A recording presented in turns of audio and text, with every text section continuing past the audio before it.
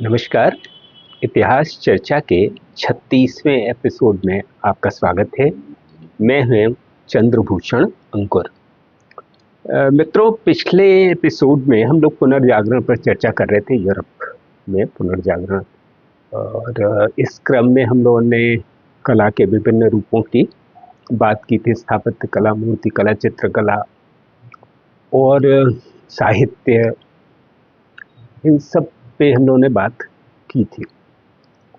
अब मैंने कहा ना कि जीवन का शायद ही कोई क्षेत्र हो जिससे जो पुनर्जागरण की लहर से अधूरा अछूता रह गया हो। तो अभी हम लोग ये देखें कि राजनीति पे, समाज पे, धर्म पे, अर्थ पर, आर्थिक जगत पर इसका क्या प्रभाव पड़ा, ये हम देखने के आपको जितना मैं समझ पाया हूँ तो उसको देखने की एक कोशिश हम लोग कर सकते हैं। और मैं ज़रा आपको ऐसे याद दिलाऊं बहुत सामान्य भाषा में कि 15वीं शताब्दी के पहले या मध्यकाल के ज़्यादातर समाजों को, एशियाई समाज को देखें, अमेरिकन समाज को देख लें, ऑस्ट्रेलियन समाज, मतलब जो भी जैसे यूरोपियन है, एशियाई समाजों को आप देखेंगे तो ज़्यादातर जगह मध्यकाल में धर्म एक तत्व के तौर पर आप देखेंगे कि धर्म की प्रमुखता ज़्यादा है समाज में। तो जब पुनर्जागरण आया तो उस दौरान उससे पहले का जो राजनीतिक जीवन है वो सामंती है, फ्यूडल लॉर्ड्स का समय है। और ये फ्यूडल लॉर्ड्स अपनी वैधानिकता कहाँ से प्राप्त करते हैं? तो ईश्वर से करते हैं। जो राजत्व का दैवी सिद्धांत था उसमें क्या कहा जाता था कि ये सृष्टि या ये दुनिया ईश्वर ने बनाई और ईश्वर ने अपनी बनाई दुनिया में कानून व्यवस्था या कह लीजिए कि व्यवस्था, सुव्यवस्था, शांति बनाए रखने के लिए राजाओं को चुना, कुछ लोगों को चुना जो राजा है। तो इस तरह से राजा की जो शक्ति का आधार है वो ईश्वर है। और अब राजा एक मनुष्य भी, तो उसके जो रिश्तेदार होंगे, जहाँ वो वैवाहिक संबंध स्थापित करेगा जिन लोगों से, जो लोग उसके दोस्त यार होंगे, तो वो एक समाज, तो ये लोग सामंत थे। इनको अलग अलग छोटे छोटे 10 गांव, 20 गांव, 50 गांव के सामंत जिन पे वहाँ वो शासन करते हैं, और राजा के वो सामंत हैं, और राजा के लिए सेनाएं भी वो लोग ही व्यवस्था करते हैं। अपने यही सामंत अपने बीच से किसी एक को राजा चुन लेते हैं। बाद में राजा का जो ये पद है वो वंशानुगत हो गया। पहले क्या था कि राजा सामंतों के बीच से कोई चुन लिया जाता था। तो पुनर्जागरण काल में हम देखें, लेकिन इस सामंती व्यवस्था में राजा की शक्ति कम थी और सामंतों से वो शक्ति प्राप्त करता था। वैधानिक शक्ति ईश्वर से और आर्थिक और सैनिक शक्तियाँ वो या राजनीतिक शक्ति वो सामंतों की गठजोड़ से प्राप्त करता था। युद्ध भी बहुत होते थे, बहुत सारे अंतर विरोध भी होते थे। तो अभी क्या परिवर्तन आएगा? जब पुनर्जागरण के बाद हम देखेंगे कि सामंतवाद कमजोर होने लगेगा, क्योंकि सामंतवाद का आधार कुलीनता है। और मध्य वर्ग, अभी हम देख रहे हैं कि नए नए विषय विकसित हो रहे हैं, नए नए क्षेत्र विकसित हो रहे हैं। व्यापारी होंगे, मूर्तिकार होंगे, चित्रकार होंगे, साहित्यकार होंगे, ये साहित्य का विकास होगा।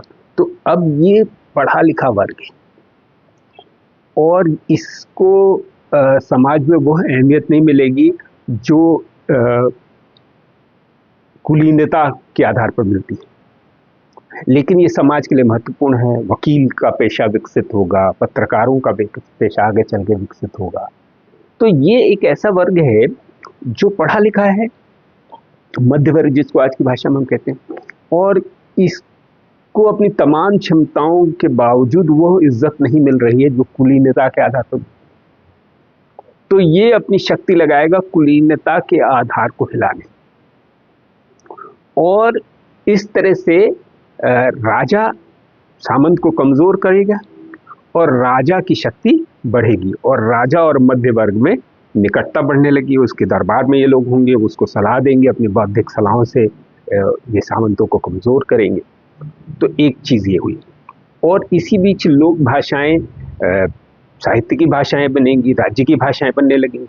तो एक राष्ट्र राज्य नामक संस्था जिसका मैंने जिक्र किया था वो उभरेगी। भाषा के आधार पर राज्य अपने को पुनर्गठित करेंगे और राष्ट्र राज्य में संगठित होंगे। जैसे फ्रेंच बोलने वालों का देश हो जाएगा फ्रांस, इटालियन बोलने वालों का देश इटली, जर्मन बोलने वालों का देश जर्मनी। हालांकि वो अभी जर्मनी है नहीं, लेकिन जर्मन भाषा है। जिस समय तक कि हम लोग बात कर रहे हैं 16वीं शताब्दी, तब तक अभी जर्मनी नहीं बना, लेकिन जर्मन भाषा है। और इसी भाषा के विकास के साथ साथ जर्मन राष्ट्र की यात्रा भी की तरफ भी हम लोग बढ़ेंगे। स्पेन की भाषा स्पेनिश, तो उसके आधार पे स्पेनिश। पुर्तगाल की भाषा पोर्चुगीज, डच लोगों की भाषा नीदरलैंड्स की भाषा। तो इस तरह से अलग अलग भाषाई समूह राष्ट्र राज्यों की शक्ल लेंगे और ये छोटे हैं आकार में लेकिन ज्यादा संगठित हैं। उससे पहले तक यूरोप को बांधने वाली शक्ति कौन होता था? पोप धार्मिक आधार पर और पवित्र रोमन सम्राट। एक ये अलग से ये भी एक बात है कि ये पवित्र रोमन साम्राज्य क्या है या सम्राट क्या है। तो मित्रों मैं हालांकि इस पर बातचीत होगी, लेकिन आप ये यूं समझ लीजिए कि रोमन साम्राज्य की याद में 7वीं शताब्दी में यूरोप में शार्लमन नामक शासक ने एक साम्राज्य की स्थापना की जिसको पवित्र रोमन साम्राज्य कहा गया, होली रोमन एम्पायर। और इसमें ज्यादातर जर्मनी का इलाका है। उस जमाने तक जर्मनी नहीं है, तो जर्मनी का इलाका है, इटली है थोड़ा बहुत, और ये सब मिला के एक बनता है राज्य जिसको कहते थे पवित्र रोमन साम्राज्य। तो इसका जो राजा होता था, सम्राट होता था, उसको पवित्र रोमन सम्राट कहते थे। और इस पवित्र रोमन सम्राट का चुनाव 7 लोग करते थे, जिसमें से 4 मेरा ख्याल है कि चर्च के प्रतिनिधि थे, मतलब कार्डिनल्स थे, और जो 3 थे वो राजा थे। और इसमें भी एक ऑस्ट्रिया का एक परिवार है, जो ऑस्ट्रिया का हंगेरियन ऑस्ट्रिया का परिवार है। वो परिवार ही जो है वो प्रायः चुनाव जीत लेता था। 7 लोगों में से 4 लोग उसके पक्ष में, अगर किसी के पक्ष में हो जाए तो वो चुनाव जीत जाता था। तो इस तरह से वो पवित्र रोमन सम्राट। तो यूरोप में एकता का पुराना आधार जो था वो एक तो पोप और दूसरा पवित्र रोमन सम्राट थे। 15वीं शताब्दी के बाद 16वीं शताब्दी में आप देखेंगे तो फ्रांस में फ्रांसिस प्रथम और हेनरी चतुर्थ। 16वीं शताब्दी में 2 शासक मिलकर एक फ्रांस को मुकम्मल राष्ट्र राज्य में तब्दील करते रहे। इंग्लैंड में हेनरी अष्टम और एलिजाबेथ ने यही काम किया। यही चीज आप देखेंगे तो उस 15वीं 16वीं शताब्दी तक जो सबसे महत्वपूर्ण देश हैं वो है ऑस्ट्रिया। वियना सारे यूरोपीय राजनीति का ज्यादातर समय तक केंद्र रहा है। पुर्तगाल और स्पेन, ऑस्ट्रिया, ये उस जमाने के बड़े प्लेयर्स हैं। इंग्लैंड और फ्रांस पुनर्जागरण काल में संगठित होकर आगे बढ़ेंगे। सामाजिक जीवन की हम चर्चा करें तो उसका हल्का सा मैंने जिक्र किया कि मध्य वर्ग का महत्व बढ़ रहा था, विदेश व्यापार का महत्व बढ़ रहा था। इटली के नगर राज्यों में बहुत बड़ी संख्या में व्यापारी विदेश व्यापार के माध्यम से उन्होंने अपनी संपत्ति जमा की थी। अलग अलग विषयों के विकास के साथ साथ पेशेवर लोग समाज में उनका महत्व बढ़ रहा था। तो ये मध्य वर्ग पूरे यूरोपीय समाज में बढ़ रहा था और सामाजिक जीवन में इसको वो महत्व नहीं मिल रहा था जो कुलीनता के आधार पर मिलता है। तो इसने अपने लेखन से, अपने जो भी उनके पेशे थे वहाँ उन्होंने अपनी सर्वोत्कृष्टता साबित की और धीरे धीरे कुलीनता के बरक्स प्रतिभा आधारित एक वर्ग पैदा हो रहा है।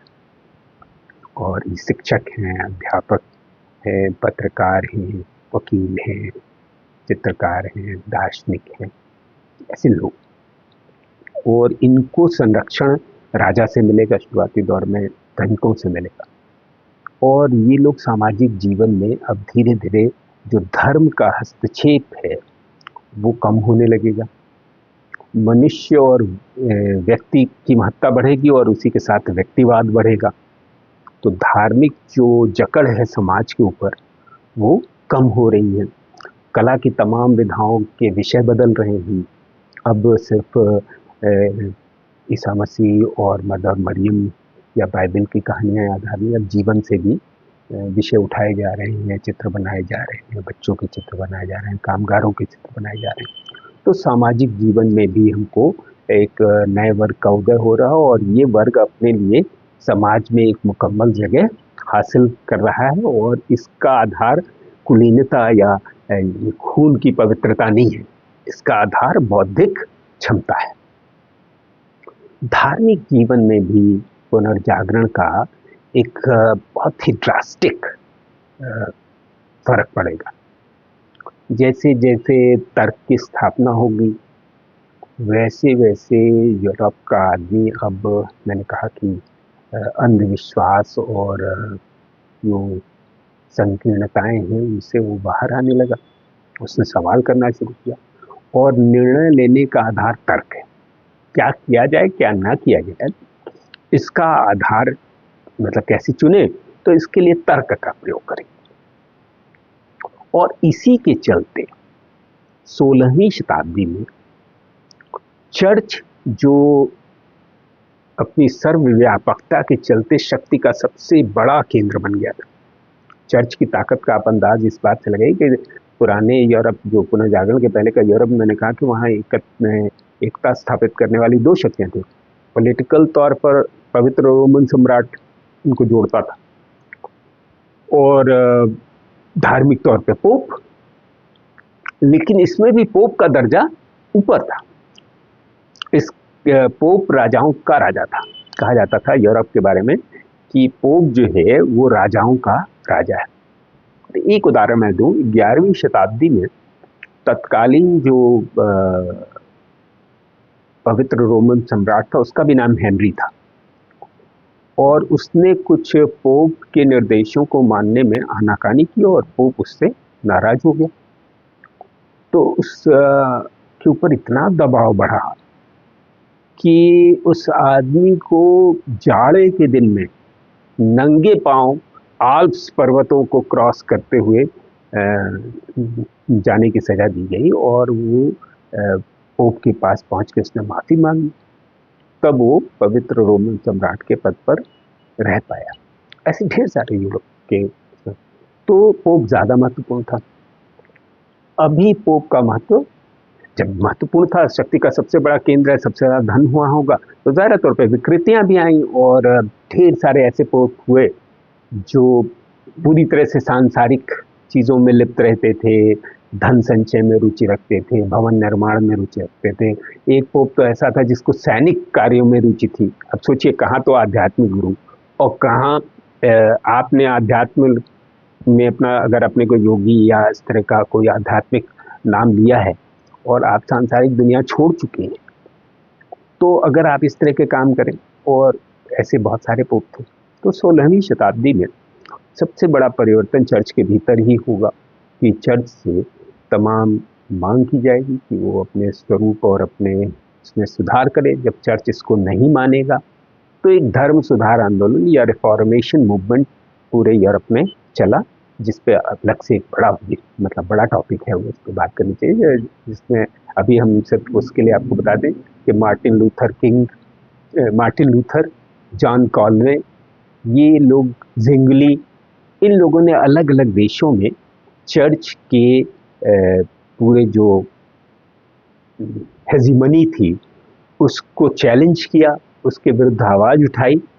और फ़र्क यह है कि पहले आवाज़ उठाते तो मृत्युदंड मिलता, जहर का प्याला पीने को मिलता, लेकिन ये लोग विरोध करने के बावजूद, पुनर्जागरण काल में इतना फ़र्क आ चुका है कि विरोध करने के बावजूद इन लोगों की जान बची और ये लोग परिवर्तन करने में की लड़ाई लड़े। और जब इनकी बात चर्च ने नहीं मानी तो उन्होंने एक नए चर्च में दो फाड़ हो गया, और कैथोलिक चर्च से अलग प्रोटेस्टेंट चर्च की स्थापना हुई। पूरे यूरोप में अब धार्मिक रूप से अब यूरोप एक नहीं रह गया। ईसा मसीह हैं, बाइबल सर्वोच्चता बनी है, लेकिन मत के तौर पर अब यूरोप पे कैथोलिक चर्च का एक अधिकार नहीं रह गया। प्रोटेस्टेंट चर्च भी उभर के आ जाएगा और जॉन कॉलवेल को तो प्रोटेस्टेंट पोप कहा जाता था। तो इस तरह ये फर्क धार्मिक जीवन में आया। आर्थिक, यहीं पे हम अपनी बात, तो अभी मैंने राजनीतिक जीवन की बात की, सामाजिक जीवन की बात की, धार्मिक जीवन की बात की, आर्थिक जीवन की बात अगले एपिसोड में मैं करूँगा। तो यहीं पे मैं अपनी बात समाप्त करता हूँ और समअप करता हूँ। धन्यवाद।